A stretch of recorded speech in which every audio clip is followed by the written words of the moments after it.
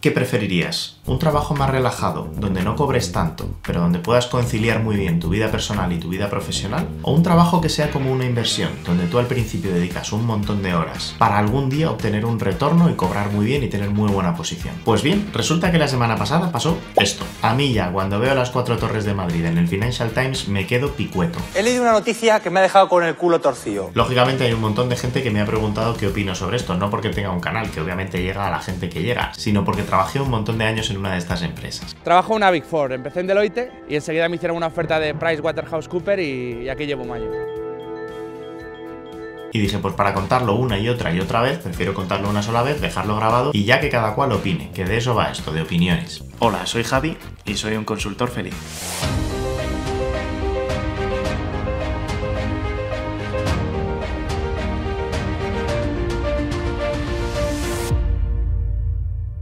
Entonces, la noticia de la controversia dice que el Ministerio de Trabajo ha realizado una inspección simultánea a las 4 Big Four, que son 4 de las grandes empresas de auditoría y consultoría del mundo, fuera de horas y para poder comprobar si en estas empresas se estaba incumpliendo alguna de las leyes referentes a las prácticas laborales, como por ejemplo que la gente haga demasiadas horas extra o que no cobre por ellas. El horario es cuando tienes que entrar, cuando tienes que salir.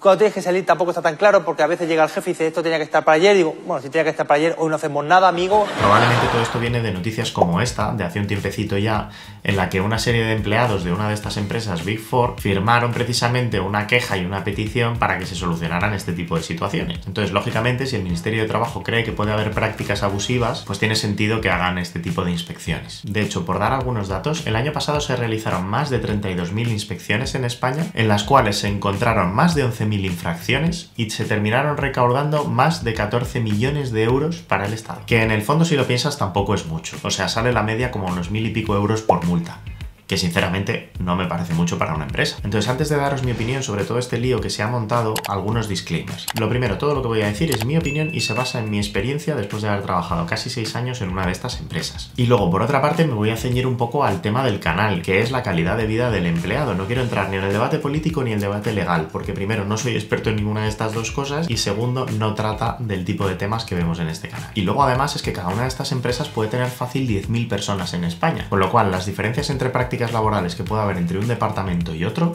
puede ser abismal, incluso más grande que la que podría haber con la empresa de al lado. Entonces, vamos a analizar el problema. Lo primero, ¿de qué se está quejando la gente? ¿Qué puede motivar este tipo de inspección por parte del Ministerio de Trabajo? Pues las quejas son las de siempre. Muchas horas, no siempre se cobran, mucho nivel de estrés, no siempre te reconocen el trabajo que haces o las horas que dedicas. Es jodido al principio, pero tienes que aguantar y que te promocionen a manager y luego te ponen 650.000 y eres el puto amo. Pues bueno, entiendo que eso sea parte de la queja. Por otra parte, las Big Four se defienden argumentando que ellas no pueden prever los picos de trabajo que se basan en la demanda de objetivos que tienen sus clientes y que entonces, lógicamente, pues no siempre pueden contratar a toda la gente que necesitarían en un momento dado y eso motiva esos picos de horas puntuales. Entonces, algunos de los elementos que yo pienso así, pues por una parte, y me parece bastante relevante, la relación es consensuada, es decir, el empleado que trabaja para una de estas empresas admite este modelo de trabajo y admite estos sobreesfuerzos que pueden ser más o menos puntuales. Las Big Four además argumentan que la forma de pagar a un empleado nuevo no siempre es en dinero, sino que ese empleado empieza desde el primer año a obtener formación valorada a veces en miles de euros y lógicamente el efecto que tiene trabajar unos pocos años en una de estas empresas en tu currículum pues es bastante relevante y probablemente te abra bastantes puertas en el futuro. ¿Qué ofrecemos? Ofrecemos desarrollo, crecimiento personal, un entorno súper creativo donde te vas a sentir libre para mostrar tu talento sin límites.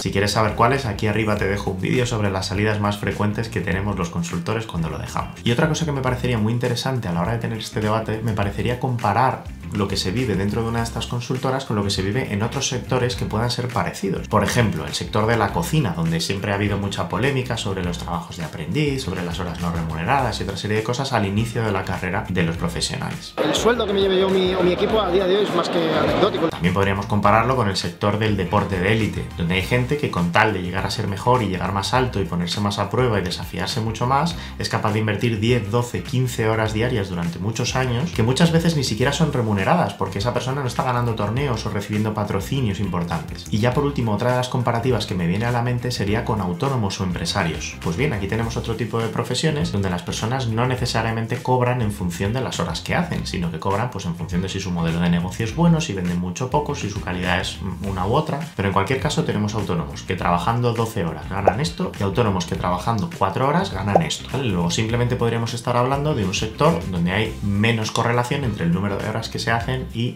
el beneficio o el retorno que se obtiene. Entonces esta gráfica, por ejemplo, muestra el número de horas pagadas contra las no pagadas en distintos sectores. Si englobáramos la consultoría dentro de actividades profesionales, científicas y técnicas, como dice aquí, pues veríamos que ni siquiera es uno de los sectores donde esto sea más preocupante. Y de hecho, si miramos en esta otra gráfica que he sacado del Confidencial, también se hace un análisis del número de horas extra que se hace sobre lo que viene en el contrato en distintos sectores. Y en este caso vemos una cosa que me parece muy curiosa, que es que el número de horas que se hacen en actividades profesionales, científicas y técnicas es igual que el que se hace en la administración pública. Es decir, que esas personas que estamos investigando probablemente hagan el mismo número de horas extra que las personas que les están investigando. Es para darle al coco. Entonces, volviendo a mi opinión, ¿cómo lo veo yo? Pues lo primero que veo es que las empresas y los empleados tienen que trabajar y operar siempre dentro de los límites de la ley. Y luego, fuera de esto, a mí me interesa muchísimo que exista un campo de opciones de trabajo que sea lo más amplio posible y donde yo tenga una libertad real de elegir el tipo de trabajo que yo quiero hacer. En mi caso es que además he ido cambiando de unos modelos a otros. Yo empecé en consultoras pequeñas donde tenía una vida pues a lo mejor conciliada entre mi vida personal y mi vida profesional. Luego entré a trabajar en una de estas Big Four y entonces pues sí que efectivamente decidí yo hacer esa inversión de horas y relacionarme más con mis jefes y con mis responsables para aprender mucho más durante ese periodo. Y luego en el momento que eso dejó de ir conmigo y de estar alineado con lo que yo necesitaba, pues lo que hice fue volver a otra consultora más pequeña, de nuevo con un trabajo que me hace más fácil conciliar mi vida personal y mi vida laboral. Entonces se puede estar más de acuerdo o menos de acuerdo con cada una de estas etapas, pero a mí lo que me parece una maravilla es haberlas podido elegir en el momento que yo quería y haber podido salir de una empresa y volver a entrar en otra en el momento que me dejaba de encajar.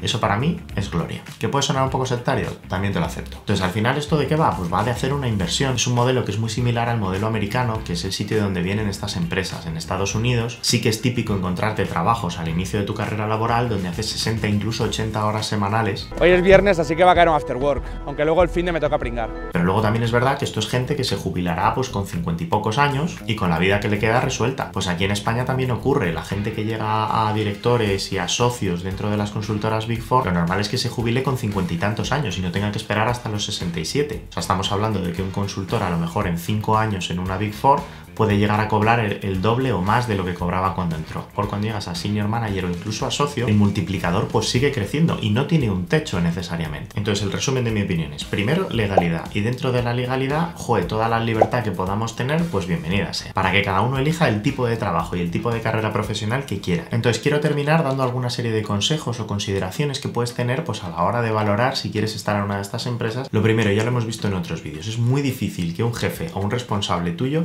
vaya a venir a cuidar tu vida personal y tu conciliación. Lo normal es que tú tengas que poner tus barreras alrededor de estas cosas y defenderlas con asertividad. Luego, por otra parte, también he visto un cambio generacional importante entre la gente que empezábamos consultoría pues a lo mejor hace 10 años o 15 y la gente que la está empezando ahora. Y estas personas están dando mucho más valor a esa conciliación y esa vida personal. Y por último, una de las claves más importantes de todas. Por lo que se te va a juzgar en una empresa no es por la cantidad de horas que eches. Y si estás en una empresa de ese tipo, déjalo. Sí, me he venido un poco antes esta mañana y ahora también prefiero llegar un poco tarde, pero dejar esto terminado. Por lo que se te va a juzgar en una empresa es por la cantidad de rentabilidad y de retorno que generas para esa empresa, por el valor que tienes para ella, por la cantidad de euros que les das. Lo que vamos a buscar es alguien que hace buenos proyectos, que los clientes están contentos, que hace los proyectos por debajo de las horas que se han vendido, con lo cual se obtiene una rentabilidad, y todo eso importa mucho más que las horas que paso sentado en mi silla. Total, que quería hacer yo un vídeo cortito comentando todo esto y mira lo que me ha salido. En fin, que si te gusta este tipo de contenido no te olvides de darle like al vídeo y de suscribirte al canal si todavía no lo has hecho. Y por lo demás me despido hasta la próxima. Ya sabes, a hacer trabajo de calidad